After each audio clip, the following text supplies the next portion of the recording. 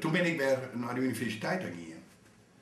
En toen, dit speelt zich al steeds maar 1990.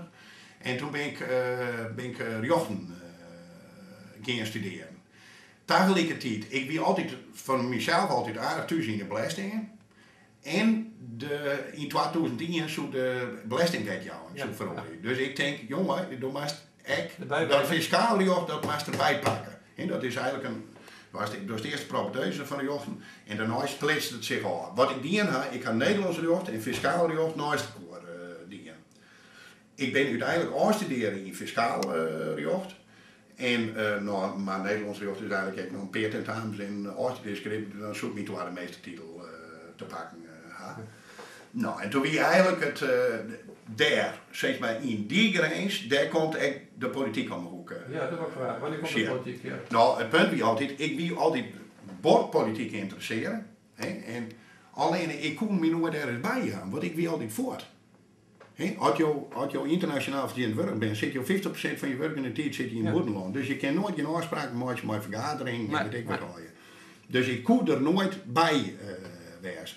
Nou, toen kwam die studie, nou dat kun je wel voorstellen. Ik ga ongeveer 2 studies naast elkaar doen en haast in. En je was al een jaar of 40 op dat moment? Precies, ja. Nou ja, goed, nou dat niks.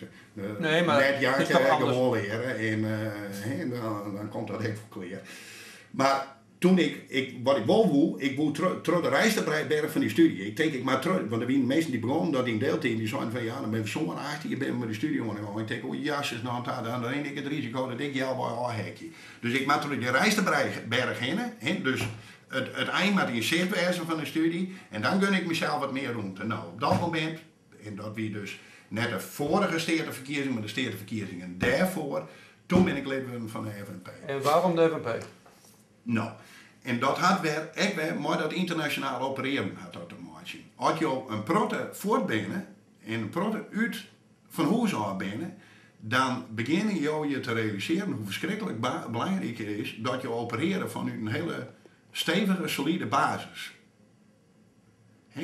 Als je net een thuis hebt en je bent protte voor te reizen, dan ben je een vluchteling.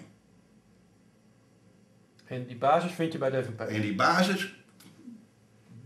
basis vind ik in Friesland.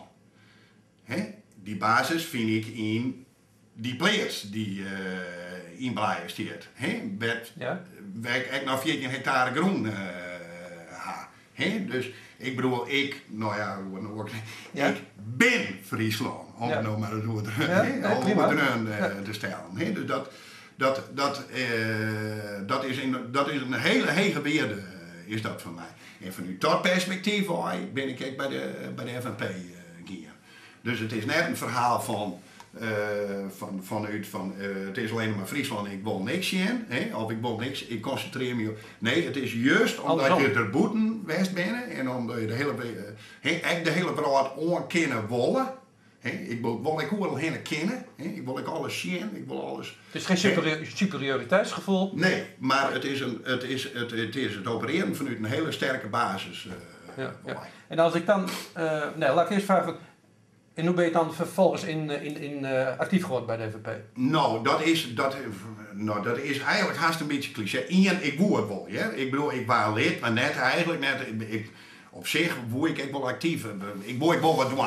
Ja. Ik wil wat doen. Zo. En toevallig kwam ik door de steeds Sietske de Boer zien. Die wie actief, die wie eigenlijk de nummer 12 naar Syberen Postumus. En ik koos Sietske een beetje vager. En ik praatte even met haar en ik ben lid van de FNP. En toen zei die van, dan kies ik wel eens een keer bij jullie op een fractiegeerkomst te komen. En met jou met die mailadres maar even, dan zet ik die wel even op de lijst. Ja. Nou, dan rolt het dus in. Nou, en dan gaat het on. Ja. Ik bedoel, want dan is er van alles te doen. Dan moet het de periodiek, de volk, de volkjes moeten door de beurs. En het partijprogramma van de vorige verkiezing, dat hij ik schreeuwen. En goed, en dan begin het ding dus heel snel te roegelen. En dan... En dan komt Syberen Postumus in de raad, dan denk je van voor mij voorlopig 4 jaar geen raadswerk. En dan zullen we even rustig constateren dat een slimme teleurstelling wie. Ze leven even vast als Syberen, de eerste keer dat Syberen in de reerkamer is, toen gingen we net helemaal, toen moesten we wat rest in om die eerste zit vol te krijgen. Maar we krijgen nog. Ja. De tweede verkiezing ben wij verdubbelen. Dus we zijn van 75% naar 150%. Ja, maar die 150, daar bleef niet in zitten. Ja. Ja. Dus dat wie een slimme teleurstelling. Ja, ik was erbij, ik weet het nog wel. Een slimme teleurstelling van u.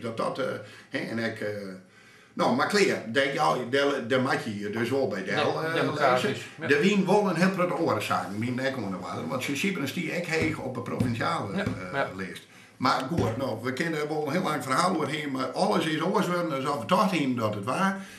Maar uiteindelijk van het besluit wie dat 7 verkeers om in reductieomwinning te gaan, een kilometer, andere gemeenten.